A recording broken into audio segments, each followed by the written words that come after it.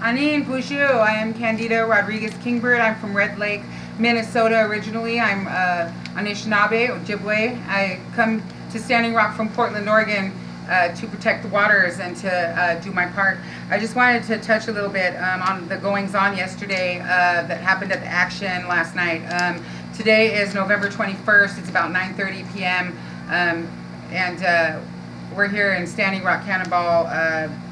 These goings-on happened at the Ocheti Shakawin camp last night and on the front lines. The reason why we took action, I just wanted to clarify some stuff. The reason why we took action last night is because we can hear the drilling going on and we hear the pipeline coming, and the National Guard and Morton County Sheriff's Department had placed a truck across the bridge to stop us from passing through. So we went up to the truck, up to the front, and we prayed. We took drums, there were coastal songs being sung, there was medicines and sage being burnt and prayers being made. That's what we went up there to do last night. Nothing else. We took no offensive measures. I want to say that again. We took no offensive measures last night.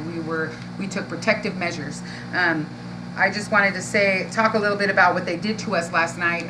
They started off by spraying us down the frontline shield directly in the face with these high mass crowd mace sprayers, and that liquid hit us right across the face, hit me twice, and took our eyesight, made us, our eyes water. It caused burning and pain to our faces. And then they started shooting tear gas grenades at us that were shot 3 at a time with each shot, and they were dropping in random places on the bridge and on the hillside, and they were choking us, they were taking our breath away. They used flash grenades and concussion grenades to disorient us. They were sonic booms crackling and, going off next to you, and smoke everywhere. It looked like a battlefield. They turned it into a battlefield. We went up there as a prayerful people. They turned it into a battlefield.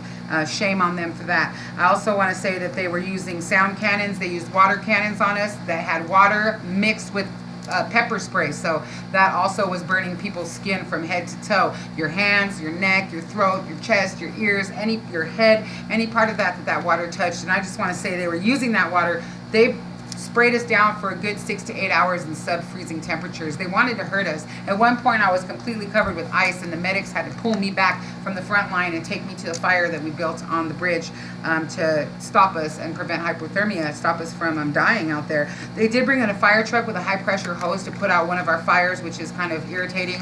We had built a fire on the right side of the bridge for water protectors to stay warm, and we built a fire directly on the bridge for water protectors to stay warm. And they started firing at us. They started, anybody who got any close to the wire at all, they put up concertina wire all along the side, and they were standing on the other side of the blockade, and every time one of our people got even close to that wire, they would shoot him down with rubber bullets and bean bags. And so there were women and elders getting shot in the face. There was a woman next to me who was bleeding everywhere, and her shield was completely covered with blood. They medical transport carried her out of there. I picked up her shield and I showed them. I said, look what you did to our women. Look what you're doing to our women. We're not the ones out here spilling blood. We're protecting water for our children's future, and you're spilling blood and you're hurting people. And they just didn't care. A 14-year-old girl got hit in the face. I saw a man get hit in the back of his head, and he was bleeding and had to be carried out of there. One of our girls lost a hand, I hear, from the stuff that was being shot at us and exploding parts of that truck out.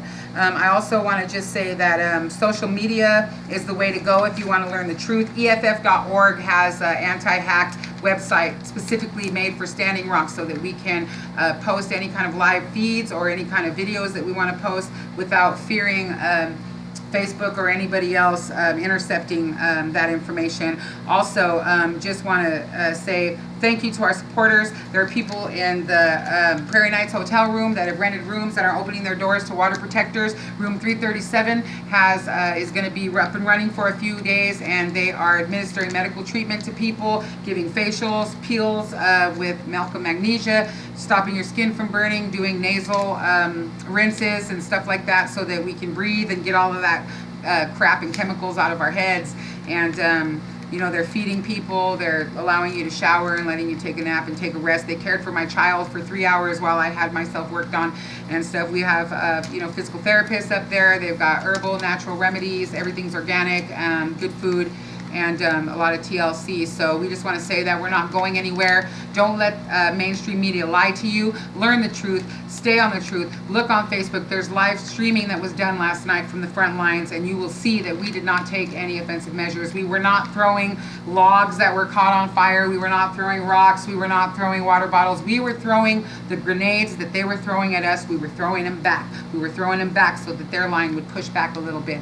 But they're hurting people. They're trying to hurt people. Don't let them lie to you. And if they're using this chemical warfare with this crop duster that's been going around, that's also that's genocide. So everybody who's in the camp and getting sick or hurt or abused in any way, you need to go up to the legal tent and you need to sign an incident report, and you need to be part of the class action suit. They're not only violating our civil rights, but they're abusing us, and this, we can charge them with genocide for this. So I just want to say, power to the people, stay strong. Mini Wachoni, water is life. And don't forget, this is for our kids, for our future. This is for our babies, man. This is the water they drink. This is the water they need. And you know what? Death, poison, chemicals, oil in our water, that doesn't discriminate. It doesn't care how old you are. It doesn't care what color you are. So all of our supporters out there, we're all together, man. This is solidarity. One world, one nation, man. So, keep it coming. All the donations, all of the support, even just you people sitting at home on your computers, transmitting this information and spreading it, you're all you're a water protector too, and we need you. Without all you guys out there, this wouldn't be happening. So power to the people. Stay up.